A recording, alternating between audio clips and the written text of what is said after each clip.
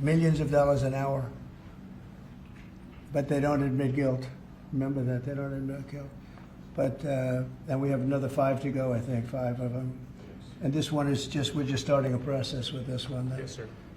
Because there were some very bad things that happened with these law firms.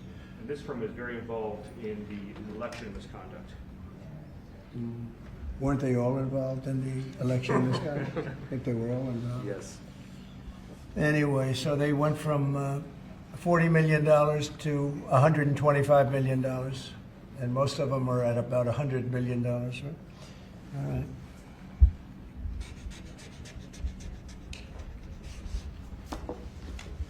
Thank you. Thank you, sir.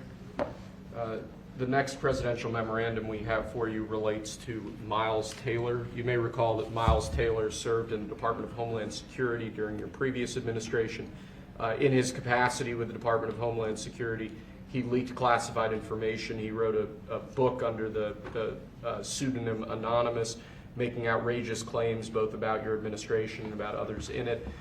What this presidential memorandum is going to do, one, it's going to strip any active clearance that he has in light of his past activities involving classified information. It's also going to order the Department of Justice to investigate his activities to see what else might come up in that context, given his egregious behavior during your previous administration. And I had no idea who this guy was. I had no idea. I saw him on CNN, or one of them, I guess CNN, a lot. He'd be on all the time, saying that the president is the president. I had no idea. It's like, you know, in this office you have a lot of young people, and they're here. I'll see him for 2 minutes, and I assume he was in the office, but I barely remember him.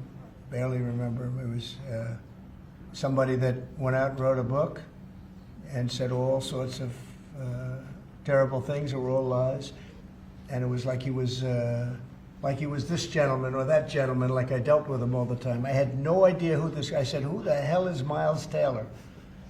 And he made a living on going on CNN talking about the president. And I think what he did, he wrote a book, Anonymous, said all sorts of lies and bad things. And I think it's like a traitor. It's like spying. He walks into the office. He's supposed to be sitting here. A lot of people, you know, I'll be here and there'll be 20 people standing in the room. There'll be oftentimes young people in the office. I assume he was one of them at least.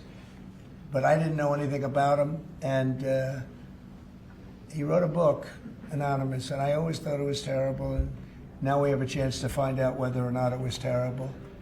But it was a work of fiction. Had a lot of publicity, got himself a nice job with CNN, or one of them.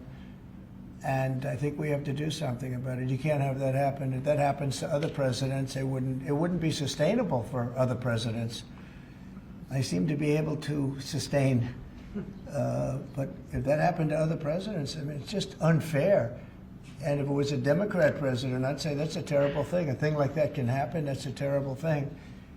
And it's time to find out whether or not somebody can do that. Can they write a book about very confidential meetings, and you know, because they happen to be one of a lot of people in a room, and they go out and write a book, and worse than that, call it anonymous, like it's a big deal, and everybody's saying, who is it, who is it, who is it? Then it was found out who he was a long time later, and he got a lot of publicity off that one. He's like a promoter. But we're going to find out whether or not somebody's allowed to do that. I think it's a very important case, and I think he's guilty of treason, if you want to know the truth. But we'll find out. And I assume we're recommending this to the Department of Justice. Yes, sir.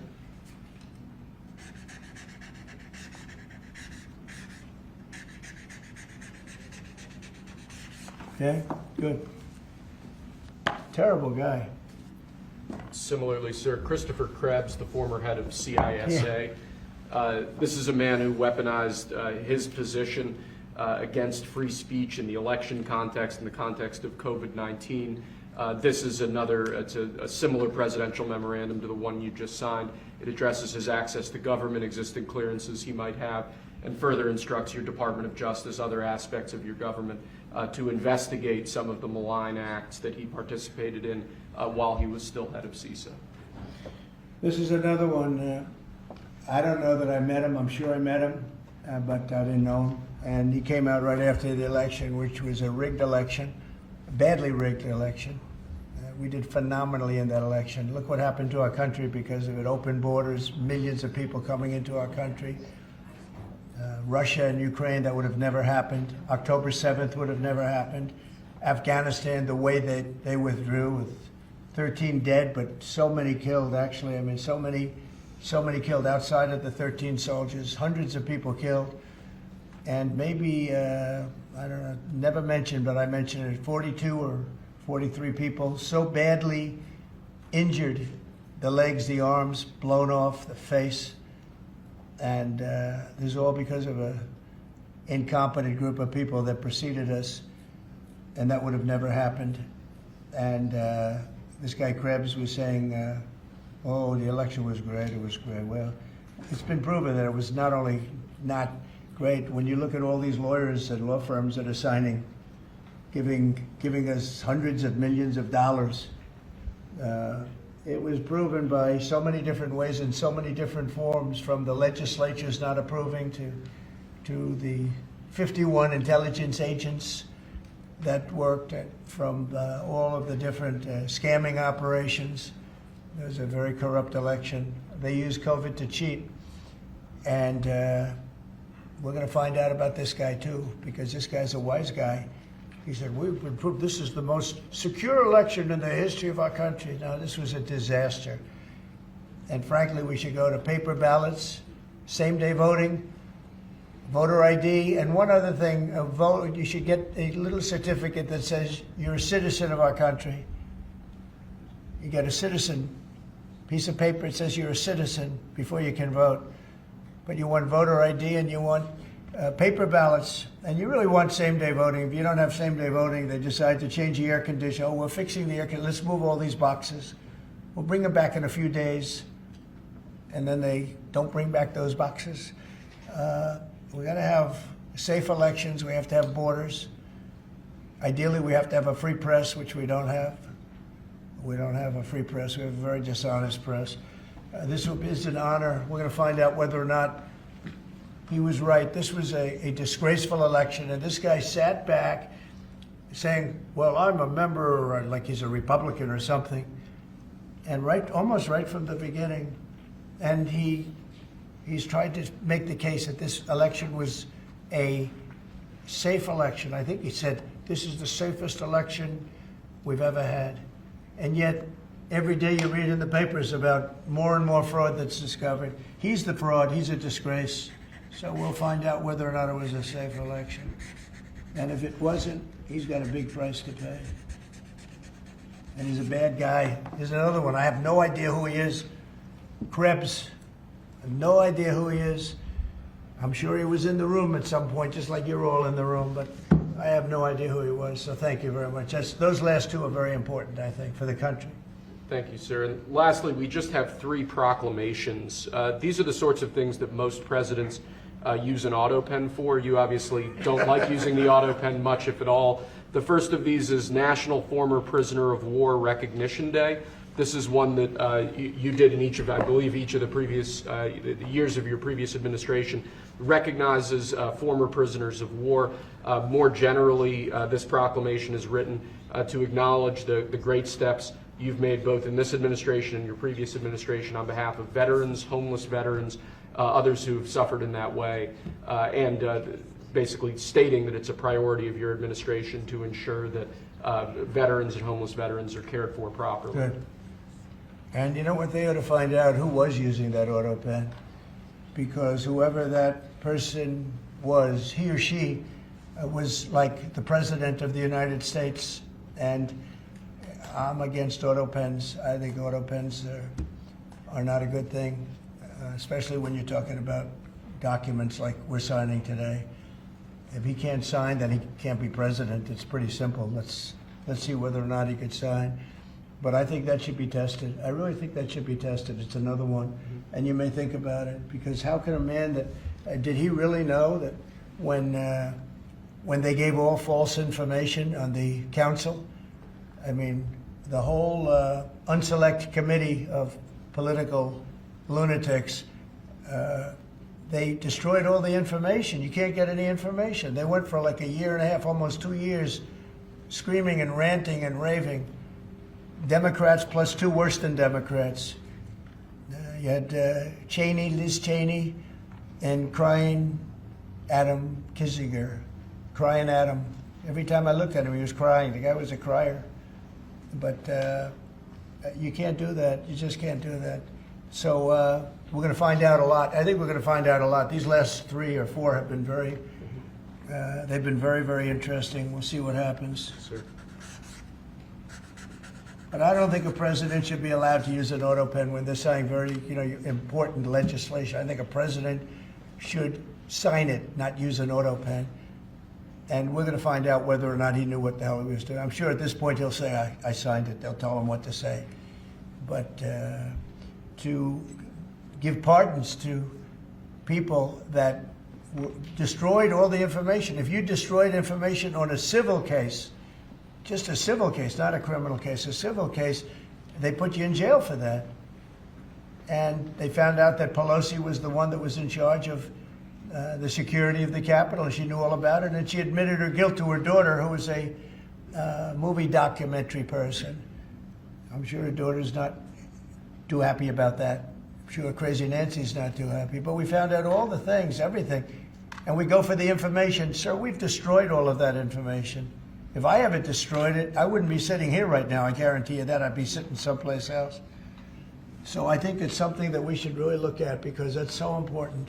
The whole concept of an auto pen, because whoever's, auto pens are run by somebody. Whoever ran the auto pen was president of the United States. And I would be willing to bet that Biden didn't know, probably didn't know anything about any of it. Very dangerous, very dangerous. So you're going to check that out, right? Yes, please? sir. We're working on it right now, sir. This is just another proclamation, sir, declaring National Crime Victims' Rights Week. You've obviously made it a major priority of your administration to track down and at times deport criminals who have committed violence on our streets, who have victimized so many people. This is an annual proclamation that hopefully gets Americans to remember that when crimes occur, there are real victims, there are real people who are affected, and there are people who suffer as a result. Okay, it's very important. Thank you.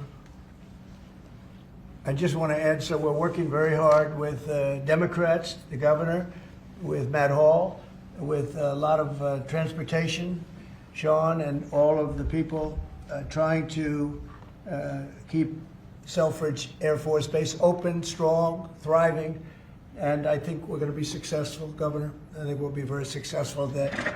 We've gotten some good feedback from Pete Hegseth and Department of Defense, and they're talking about F-16s, they're talking about F-35s, et cetera. That it's a great piece of property, it's a great location, and it's a great state.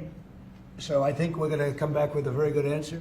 We're also working on a certain fish that's taken over a beautiful lake called Michigan, right? And that's a tough one. That's a tough one. It's very. Do you want to just talk about that? Sure, Mr. President. Yeah.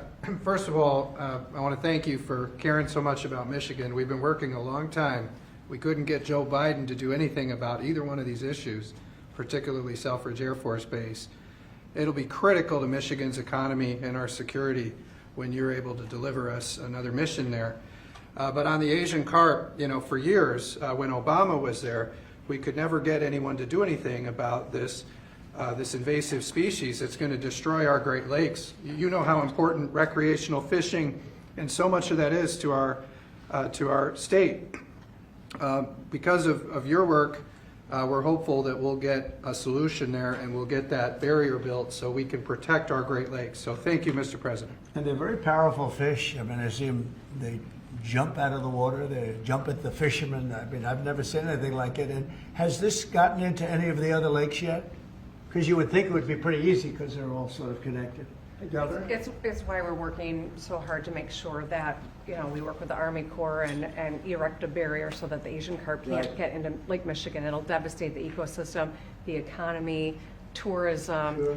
And it's 20% of the world's fresh water is in the Great Lakes, Mr. President, which is why it's so important that as a nation, we protect the We better pristine stop it waters. now. Yep. And, you know, all of a sudden, I assume the lakes are all interconnected, right? Yeah. So at some point, they're going to be in the other lakes. And so we're going to work hard on that. I spoke with the Army Corps of Engineers, and they have a method. It's a pretty gruesome method, but it's a method. And I think they know what to do. So we're going to work on that very hard. And thank you, Governor, very much. Sort of a bipartisan thing when you get right down to it. Yep. It's a very expensive thing, actually. It costs a lot. I looked at the numbers. I said, well, but we have to save Lake Michigan because these fish, they eat everything in the way, including the other fish. They eat everything. Are people endangered by the fish? I don't. I think I mean, they're gonna eat all the fish there, we won't be able to fish anymore, and that's a big deal in Lake Michigan. There's a lot of fishing, recreation, so it's gonna be a problem there. But you're right, it's bipartisan, sir, but you're the one taking action on these issues. We couldn't get Biden to do it on Selfridge. This thing has been delayed for, 15 years where we were trying to do it. It started under Obama where we were trying to do it. He wouldn't do anything about it, so we appreciate you paying so much attention to this and taking action, Well, sir. I would. And the governor, in all fairness, called me about it. I had seen it, and she called me, and John James called me. And, we spoke with your office, and it's, you know, I want to put that down. Really is bipartisan. It's great to see it, actually. It's great to see that. And that includes Selfridge, too. And we're going to get it done, and we'll all stand there together and cut a ribbon, okay? Gretchen, good. That's good. Thank you very much. It's, I'm glad you brought it up, and I'm glad you brought it up, Matt. Appreciate it. And I know you two get along pretty well, right? About 70% of the time. Which is pretty good. I think you do. All right, good. We'll have something to celebrate pretty soon, so pretty sure about that, okay? Thank you, Gretchen, very much.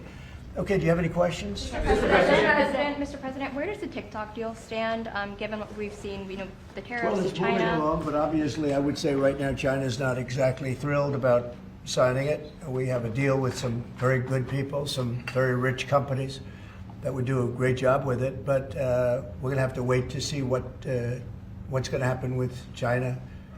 So, Mr. President, so no, it's on the table very much. I think China's going to want to do it, actually. Mr. President, can you explain more of what you believe is the end game with China? Are you waiting for President Xi to blink? How do you think this is all going to be resolved? Look, for years we've been ripped off and taken advantage of by China and others, in all fairness, but by China, that's the big one.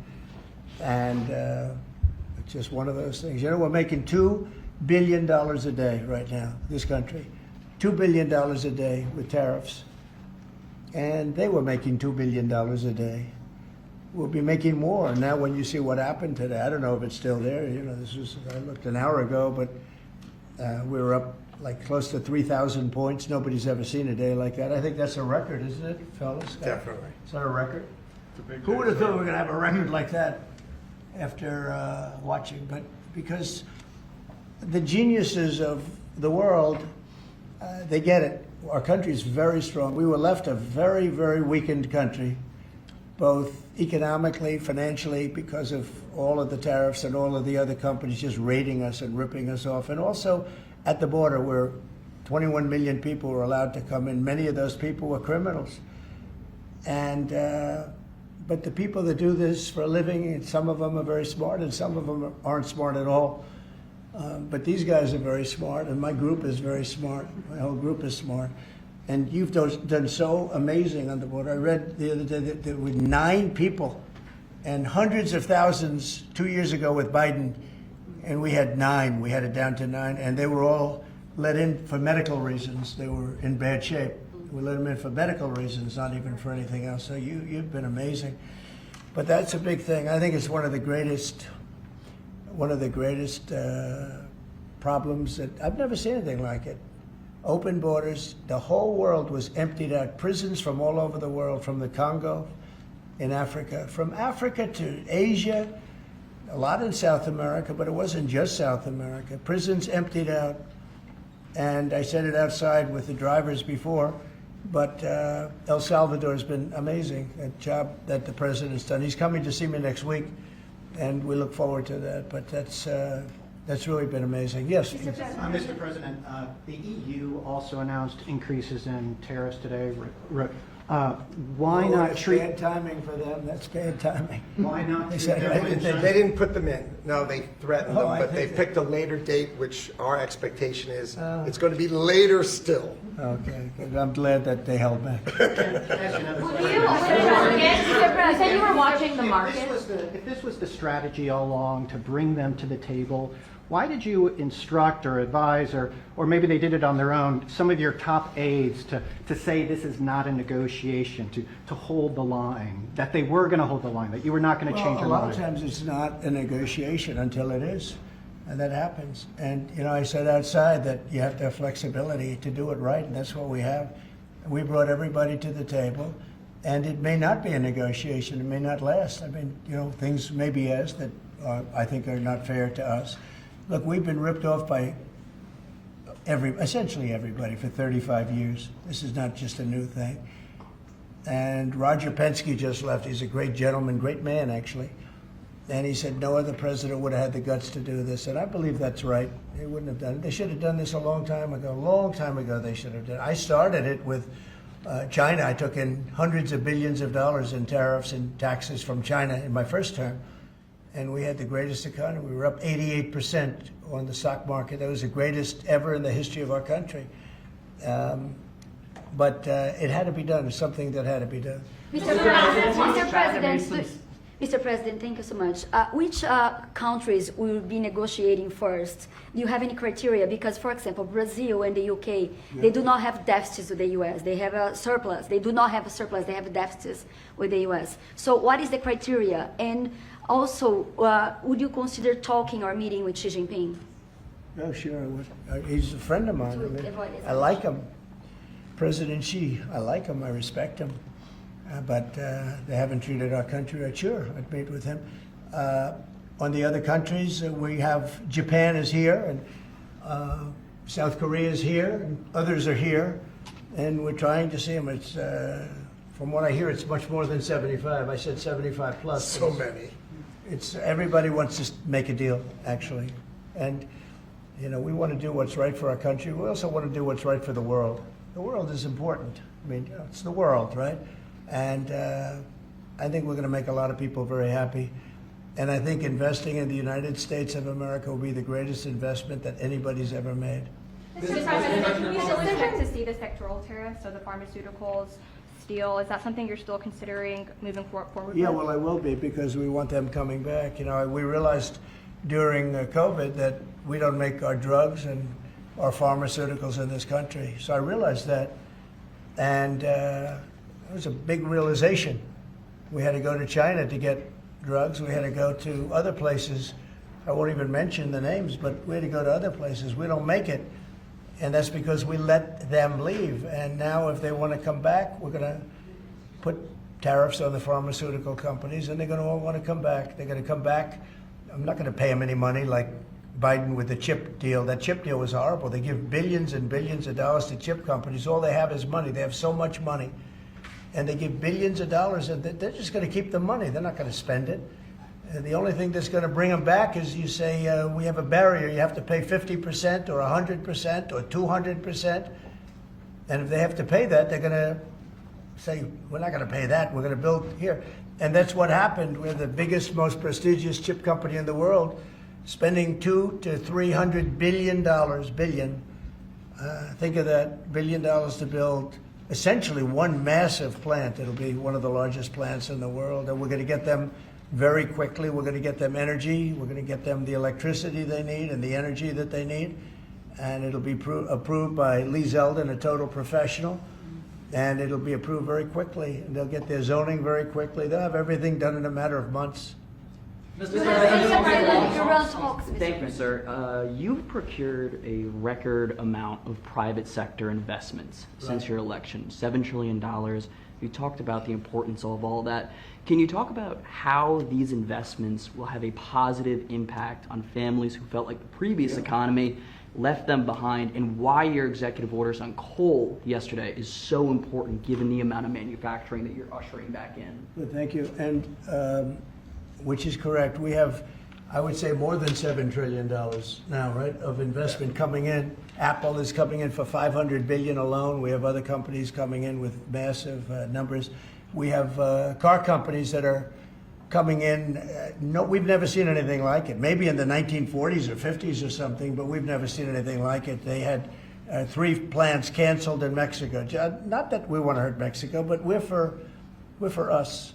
And that's what my job is. It's not to take care of other countries, but I want to help other countries as much as I can, but we have to take care of America first, and it's about America first. So we have many, many companies coming in that would have never come in if we didn't win the election and then put the tariffs on.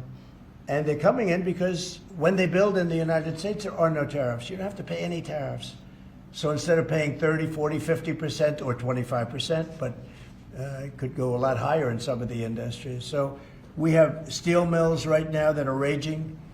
The steel industry was gone. If I didn't put the tariffs on steel, because China was dumping massive amounts of steel in my first term, and I put tariffs on it, I saved the steel industry, but now it's going to thrive, maybe like never before. I mean, if you go back to U.S. Steel from 90 years ago, it was incredible. It was the #1 company in the world for a long time. That's why we don't want to see it go to Japan.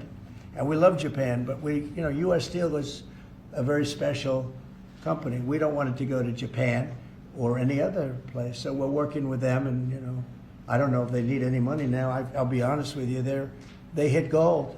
They hit gold because if you look at it, they have such orders for steel now. It's incredible. What's going on in our country is incredible with respect to plants. So we lost 90,000 plants and factories from the beginning of NAFTA, the worst trade deal ever made in the history of this world, but certainly in the history of trade. There's never been a worse trade deal. We were able to cancel that. We had to get approval from Congress. It was like a disastrous curse because you had to go to Congress to get it terminated. You couldn't just terminate it because it was a bad deal. And you had people in Congress that didn't want to do it because they had other reasons, maybe bad reasons. They're mostly not there anymore, those people. But it's amazing what's happened. I appreciate that question because it's incredible. I don't think we've ever seen anything like it. $7 trillion, and it's much more than that because these are places that we know. $7 trillion is unheard of. I never looked at the Biden numbers, but you could go a whole year and it was peanuts. Everybody was leaving. They weren't coming in, they were leaving. And that means jobs are leaving. And so we're not playing games. We're going to make this country greater than ever before. Thank you for that question. Mr. President, it seems that China's made some... Let her just do that. Oh, yeah, We'll absolutely. get you. Thanks. For the past few days, we've heard from this administration no pause. Was this idea of doing a pause, did that just come about this morning? Can you tell us exactly what came into consideration for you and your advisors? For a period of time, I wouldn't say this morning. Over the last few days, I've been thinking about it. I've been dealing with Scott, with Howard, with some other people that are very professional. And I think it probably came together early this morning, fairly early this morning. Just wrote it up. We didn't have the use of... we didn't have access to lawyers, or we just wrote it up from our hearts, right? It was written from the heart, and I think it was well written too. But it was written from the heart. It was written as something that I think was very positive for the world and for us. And we don't want to hurt countries that don't need to be hurt, and they all want to negotiate. The only problem is, you can only do so many at one time. We want to do it right. We want to get it right. We want to take care of them, but we have to take care of our country. So, but this was something certainly we've been talking about for a period of time, and we decided to pull the trigger, and we did it today, and we're happy about it. I didn't know it would have that kind of an impact, but it's, I think they have the biggest increase in the history of the stock market. That's pretty good. You're almost, if you keep going, you're going to be back to where it was 4 weeks ago. But it was a sick market 4 weeks ago, because this trade was sick. It was only a question of time. I don't blame the tariffs. I think the tariffs just sort of magnified what was happening. It was sick. Biden allowed these people to get away with murder. Biden allowed China to just take advantage of us. We had like $1 trillion deficit with China, $1 trillion deficit. So that was going to only be a matter of time. I think the tariffs brought it out faster and they magnified the problem. But I think this was a problem that existed far beyond tariffs. This was a systemic problem, and we're going to cure that problem. And maybe to a large extent we have, because we've revealed it, and we've revealed it very strongly. Yes, sir, please. Thank you, Mr. President. So it seems China's made some serious missteps here in these negotiations, and Secretary Bessent said earlier you may have goaded them into a tough position here. I'm wondering, are you in a way putting together a coalition against China in terms of trade here? No. Well, China, look, they're very capable, and I don't blame China for what happened. I blame the people sitting right at this desk, right behind this desk, or another desk. You get your choice of 7. I happen to pick the Resolute, but I blame the people sitting behind in this chair, behind this desk, for being stupid, incompetent, or not having courage. This should have been done years ago. This should have been done before Obama, in all fairness. Not only Biden, Obama. It should have been done many years ago. This started with the World Trade Organization, which was owned by China. It was owned and paid for by China. They didn't even have to do things. They considered them a nation that was undeveloped. They said they were a developing nation. Well, we're a developing nation too, if you think about it. Look at our inner cities. Look at what's happened. I think we're starting from ground zero there, right? So we're a developing nation too. No, I don't. I know it's a lot of people take heat for saying it, but I blame the people sitting at this desk more than I blame China. If China can get away with what they got away with taking hundreds of billions and trillions of dollars right out of our pocket, because our people here were stupid. They were stupid people. Maybe corrupt, I don't know. I don't know how you can be that stupid. How do you get to be president and you're stupid? But they certainly weren't courageous, and they allowed this to happen. And with Japan and with many other countries that took advantage of us. I mean, we had deficits with almost every country. I used to read these things. The first term I'd read them. I'd actually read the agreements. I'd say, how could anybody agree to this stuff? So certainly they were rough, and they were tough, and they were smart, and you can blame them, but I really blame the people that allowed them to do it, because if you could read first grade and you could read these agreements, you'd say, these are terrible deals. I actually used to say, who would allow deals like this to be made for our country? And maybe it's people that didn't care. Maybe it's people that weren't courageous. Maybe it's people that were corrupt. I don't know. But I blame those people more than I blame anybody else. Mr. President, you've been very specific in saying that you would like the EU to purchase U.S. energy. Is there something specific that you would like China to do? Well, you'll be hearing about that. Yeah, there are a lot of things I'd like China to do. Are there some examples? There are a lot of things that I want China to do, and I'll be telling China what that is. Not you, but I'll be telling China. Mr. President, on Iran, you said the other day that if they do not agree to a potential nuclear deal, that it would be very dangerous for them. What Yeah. specifically Well, they did you can't have mean? a nuclear Did weapon. you mean military action, though, if they don't agree? Oh, if necessary? Absolutely. Yeah.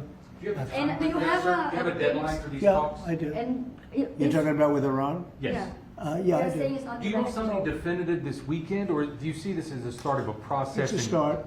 Do you have a timeline? We have a little time, but we don't have much time, Who is starting the because we're not going to let them have a nuclear weapon. Is Can't it let them have a going to nuclear be weapon. there, Mr. President? And we're going to let them thrive. I want them to thrive. I want Iran to be great.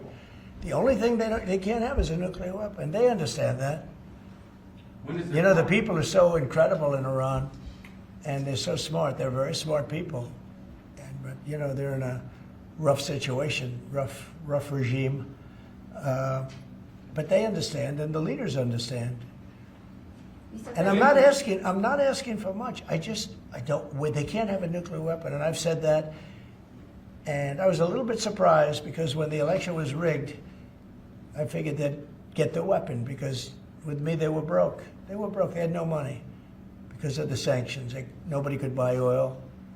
We did that to Venezuela just recently, and we'll do it to other countries if we have to. When is the clock? I want to see Russia and Ukraine make a deal. They got to make a deal. when schools get blown up and bad things happen, like I'm hearing about, it's no good. I hope we're going to make a deal with Russia and Ukraine. But with Iran, yeah, if it requires military, we're going to have military. Israel will obviously be very much involved in that. He'll be the leader of that. But nobody leads us. We do what we want to do. When would the talk run out on the talks? Before Say- you might, when would the talks need to conclude before you might do military? I can't really be specific, but you know, when you start talks, you know if they're going along well or not. And I would say the conclusion would be when I think they're not going along well. So that's just a feeling. Mr. President, on the subject of U.S. troops stationed in Europe, do you have any plans to reduce the number of U.S. troops in Europe or in other NATO countries? Well, good. I mean, it depends. We pay for military over in Europe. You know, we don't get reimbursed by much. South Korea too. So it'll be one of the things we discuss. That's unrelated to trade, but I think we'll make it part of it because it makes sense. Be nice to wrap it all up in one package for each country. You know, it's nice and clean, and we have plenty of law firms. These are great law firms that we signed with, the best. And I think part of the way I'll spend some of the money that we're getting from the law firms, you know, in terms of their legal time, will be, if we can do it, I think we can do it, using these great law firms to represent us with regard to the many, many countries that we'll be dealing with. We'll have good lawyers representing us, but we want to have good lawyers, and these are the best, considered the best lawyers in the world, right? I mean, considered the best in the world. I don't know. They just went off a little bit. Mr. President, two questions. On Iran, do you have an update on who will be participating or conducting these conversations? Will Witkoff be there on Saturday for these direct talks? And on China, some economists are saying that right now is technically embargo on China with 125% tariffs. Are you concerned of escalation beyond the trade war with China? No, I'm not concerned. I think President Xi is a very smart guy, and I think we'll end up making a very good deal for both. But, you know, we've been treated so badly for so many years. Again, we allowed that to happen. We've been treated so badly for so many years. But, no, I don't expect that. I think President Xi is one of the very smart people of the world, and I don't think he'd allow that to happen. And we're very powerful. This country is very powerful. Let me tell you, it's far more powerful than people understand. We have weaponry that nobody has any idea what it is, and it is the most powerful weapons in the world that we have. More powerful than anybody even, not even close. So nobody's going to do that, but I think that if that's what you're referring to, maybe it's not. But just in terms of basic escalation, which is what you said, no, I think that President Xi is a man who knows exactly what has to be done. He's a very smart man. He loves his country. I know that for a fact. I know him very well. And I think he's going to want to get to a deal. I think that's going to happen. We'll get a phone call at some point, and it'll be off to the races. It'll be a great thing for them. It'll be a great thing for us. It's going to be a great thing for the world and for humanity. Do you have plans to meet with Putin in Saudi Arabia? At some point, I will. Yeah. At some point. In Saudi We'll have to Arabia? see. I mean, we have to get there right now. You know, we got to get there. In the meantime, they're losing 2,500 on average young people every single week. Think of that.